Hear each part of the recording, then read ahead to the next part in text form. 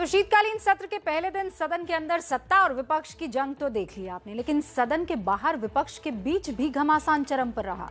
कांग्रेस ने कृषि कानूनों की वापसी को लेकर सदन के बाहर धरना प्रदर्शन किया, लेकिन कई विपक्षी दलों ने इससे दूरी बना ली, खासकर ममता बनर्जी की टीएमसी, जिसने कांग्रेस के प्रदर्शन के फौरन बाद कृषि कानूनों की वापसी पर अपना विरोध शुरू कर दिया। अब सवाल यह है कि सरकार से लड़ने के बजाय विपक्ष जो है आपस में क्यों बिखरा हुआ है, या विपक्षी दलों में आपस में ही तलवार क्यों खिंच गई है। ये समझने के लिए हमारी रिपोर्ट देखिए। संवाददाता आशीष कुमार सिंह ने ये रिपोर्ट आपके लिए तैयार की।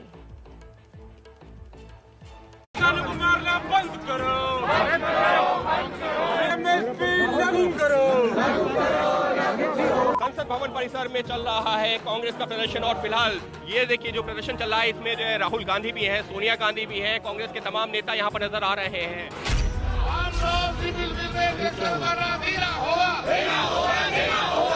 तुमको मानना होगा, नहीं तो छोड़ना होगा। मुद्दा एक, लेकिन रास्ते अलग अलग। शीतकालीन सत्र के पहले ही दिन विपक्ष की वो तस्वीर नजर आ गई जिसकी आशंका थी। कृषि कानून जैसे मुद्दे पर भी कांग्रेस पूरे विपक्ष को एक छत के नीचे नहीं ला सकी। सरकार से मांग और मुद्दे एक होने के बाद भी पहले कांग्रेस ने संसद में गांधी प्रतिमा के सामने प्रदर्शन किया और फिर उसी जगह पर ममता की टीएमसी पहुंची। करना होगा। किसान का मुद्दा के लिए डिस्कशन करना होगा। और यहाँ पर तृणमूल कांग्रेस के सांसद प्रदर्शन कर रहे हैं, नारेबाजी कर रहे हैं। उनका कहना है कि सरकार इस मसले पर जो बिल है उस पर बिना चर्चा के उसे पारित करवाना चाहती है। जब कांग्रेस के सदस्यों ने यहाँ पर अलग से प्रदर्शन किया था, अलग से नारेबाजी की थी, तो तृणमूल कांग्रेस और कांग्रेस दोनों अलग अलग इसी मुद्दे पर आज गांधी मूर्ति के सामने प्रदर्शन कर रहे हैं।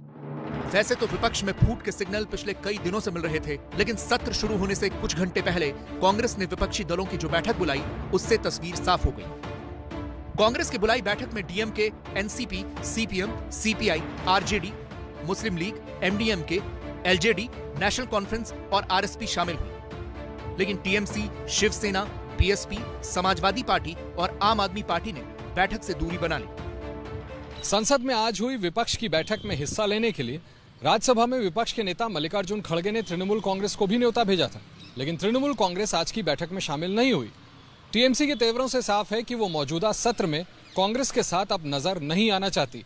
ऐसे में बड़ा सवाल ये है कि कृषि कानून समेत तमाम मसलों पर मोदी सरकार को घेरने का दम भरने वाला विपक्ष जब खुद ही बटा हुआ होगा तो वो आखिर सरकार को कैसे घेर सकेगा। कांग्रेस विपक्ष में इस दोफाड़ से परेशान है और बदली बदली ममता उसका सरदर्द और बढ़ा रही है, लेकिन कांग्रेस टीएमसी के बदले रुख के सामने लाचार नजर आ रही है।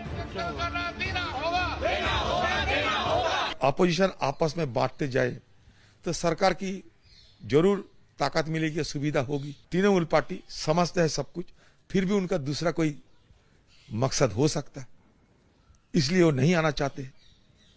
कांग्रेस तो छुआछूत की पार्टी नहीं है, उन्हें लगता है कि अभी हम दलित है।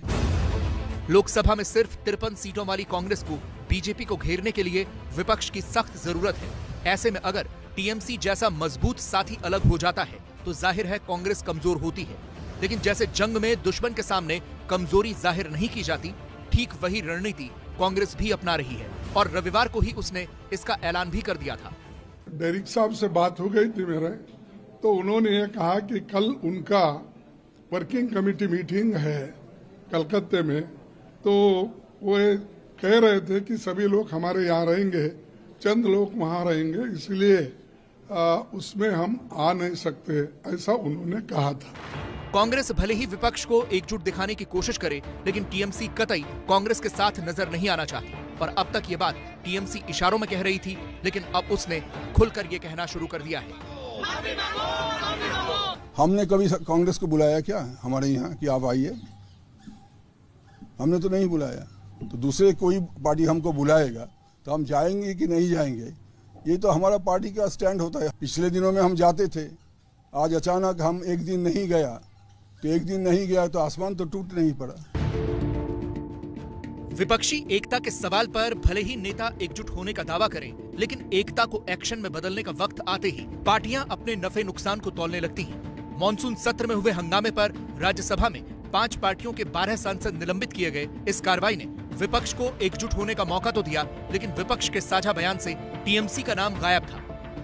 विपक्ष का यह साझा बयान भी इस बात का ही सबूत है कि टीएमसी और कांग्रेस के मुद्दे एक भले ही हैं, लेकिन मंजिल एक नहीं है, और इसका इशारा ममता बनर्जी काफी पहले दे चुकी है। क्यों हर टाइम मुलाकात होने का कोई बात है क्या? ये कोई मैंडेटरी है?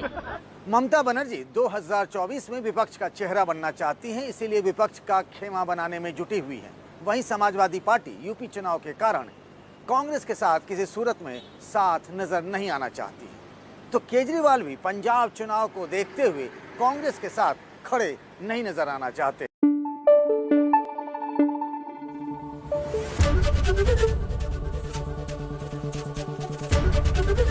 एबीपी न्यूज आपको रखे आगे।